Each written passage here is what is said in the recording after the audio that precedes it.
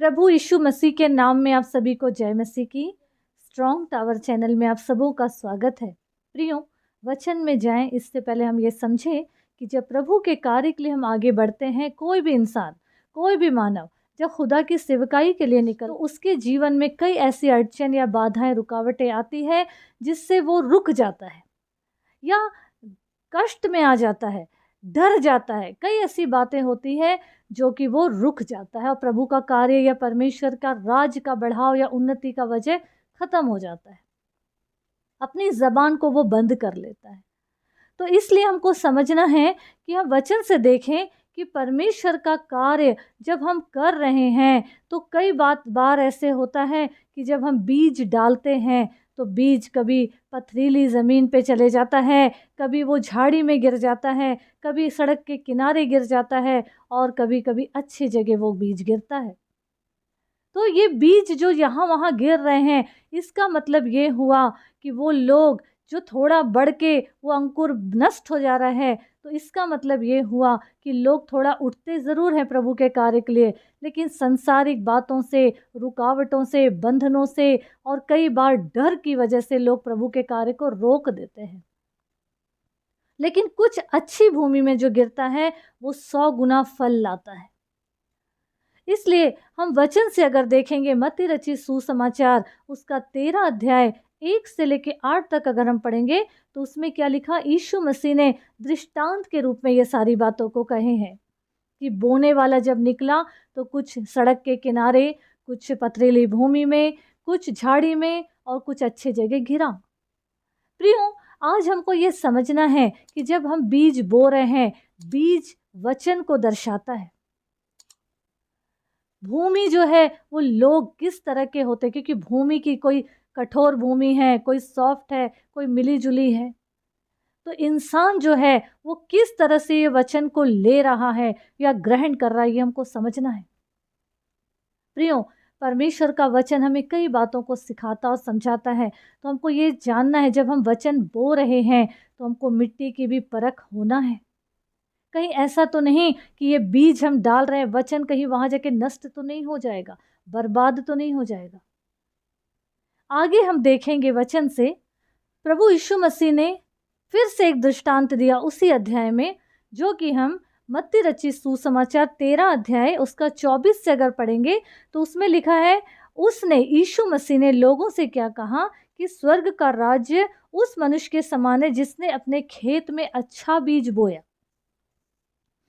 पर जब लोग सो रहे थे तो उसमें बैरी आके गेहूं के बीच में जंगली बीज बोकर चला गया। अब यहाँ पे हमको समझना है कि जब लोग सो रहे थे, सोने का मतलब ये है जब प्रभु के कार्य में हम आगे बढ़ने लगते हैं, कुछ बातें हमें रोकती है और हम आत्मिकता में जब ऊँघने लगते हैं, आत्मिकता में जब बुझने लगते हैं, तब शैतान को उसी पल का इंतज़ार रहता है और वो फट से अपने हालात हमारे आसपास शुरू कर देता है। कुछ ठोकर, कोई बंधन एक जाल की तरह, कुछ गड्ढे, पत्थर ठेस की वजह रख देता है। तो जो बैरी है, जो शैतान है, वो अपना मौके का फ़ायदा उठाता है और ये बीज बो देता है, यानी कि सब गलत बातों को उसके साथ साथ रख देता है। मतलब हम आत्मिकता में जब सो जाएंगे तो प्रभु का आत्मा हमसे दूर हो जाएगा, तो शैतान का आत्मा हमको कब्जा कर लेगा और हमारे अंदर वो अपनी बातों को डाल देगा और हम और ऊँघने और लगेंगे और श्रापित हो जाएंगे, क्योंकि वचन कहता है श्रापित है वो जो परमेश्वर का कार्य आलस में करता है।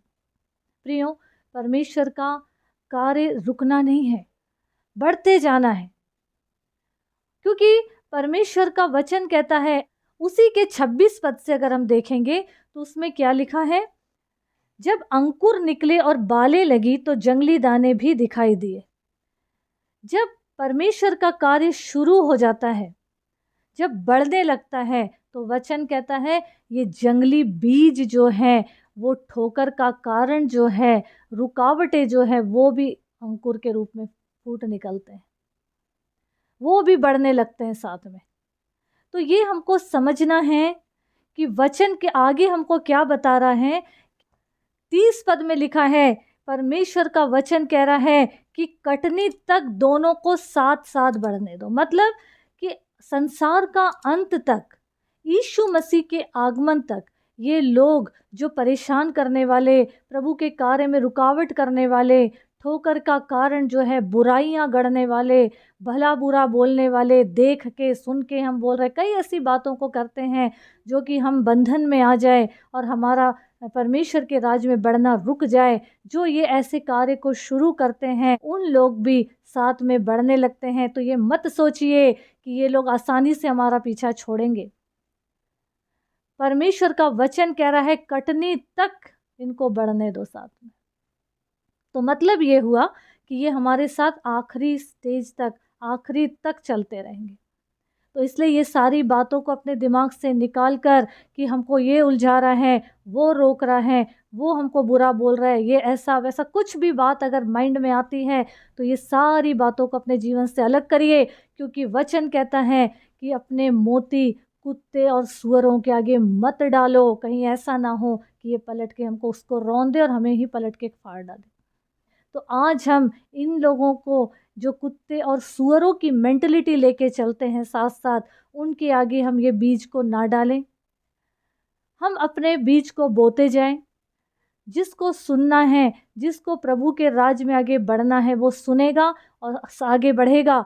लेकिन जिसको नहीं सुनना है वो वहीं रुक जाएगा। उसके पीछे अपना टाइम वेस्ट मत करिए, क्योंकि काम ज़्यादा है और वक्त कम है। प्रभु का आगमन कभी भी हो जाएगा। तैयारी करो का समय ख़त्म। अब सिर्फ तैयार रहने का समय है। कब प्रभु का आगमन हो जाए हम नहीं जानते प्रियो।